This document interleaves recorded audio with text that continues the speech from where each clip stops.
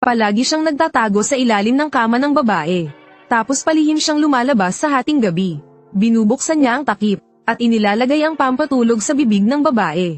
Matapos mapakunot ang noo ng kaunti, gagawa na ng lalaki ang gusto niya. Hindi lang niya ginagamit ang sipilyo ng babae. Ibinabalik pa niya ito sa eksaktong posisyon.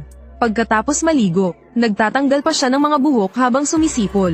Kapag malinis na siya, pumapasok siya sa kama ng babae. Yakap niya ito ng mahigpit, at saka siya mahimbing na natutulog. Pagkagising ng alarm clock, agad siyang nagbibihis. Parang wala lang lahat ng nangyari. Sanay na siya sa ginagawa. Nagising ang babae dahil sa tunog ng cellphone. Pakiramdam niya pagod na pagod siya. Pagkatapos maghilamos, maingat niyang inayos ang sipilyo. Pagkatapos ay binuksan ang ref. Pero hindi niya maintindihan kung bakit. Ang daming bawas sa gatas kamakailan. Bago siya umalis ng bahay, inalis niya ang sampayan ng mga brief sa tapat ng pinto. Habang nagpalit ng sapatos, inayos pa niya ang isang pares ng sapatos na panlalaki. Hindi siya sigurado kung may silbi iyon. Pero umaasa siyang makakatakot ito sa masasamang loob. Pagkabukas ng 3 locks sa pinto, napansin niyang may kakaiba. Lalo na't punong-puno ng fingerprint ang button. Naging sobrang maingat ang babae. Ayaw niyang ipagsapalaran kahit ano. Pagkatapos panasan ang button, nagpalit siya ng bagong password. Matapos ang isang buong araw ng trabaho, nakipagbatian siya sa gwardya gaya ng dati.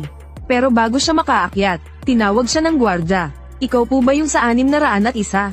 "Oo," sagot niya. "May nag-iwan po nito para ibigay ko sa inyo."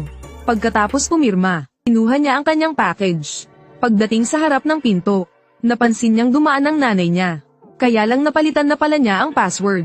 Kaya iniwan ng nanay niya ang package sa ibaba. Pero nang makita ang bahagyang bukas na lock, nakaramdam siya ng matinding kaba. Mabuti na lang at matapos ang tawag, nalaman niyang hindi lang ito naisara ng nanay niya. Binuksan ng babae ang humidifier. Inisip niyang isa na namang mapayapang gabi ito. Pero pagkapatay ng ilaw, may narinig siyang ingay mula sa pintuan. Nagkunwaring pinatay ang ilaw. Pero bumangon siya at lumapit sa pinto. Habang dahan-daang umiikot ang doorknob. Sinubukan niyang huwag gumawa ng kahit anong tunog. Buong tapang siyang lumapit sa pintuan. Pero nang silipin niya sa peephole walang tao. Maingat niyang binuksan ang pinto. Ngunit walang kahit sino sa pasilyo. Pabalik na sana siya sa kwarto. Nang mapansin niyang may upos ng sigarilyo sa sahig.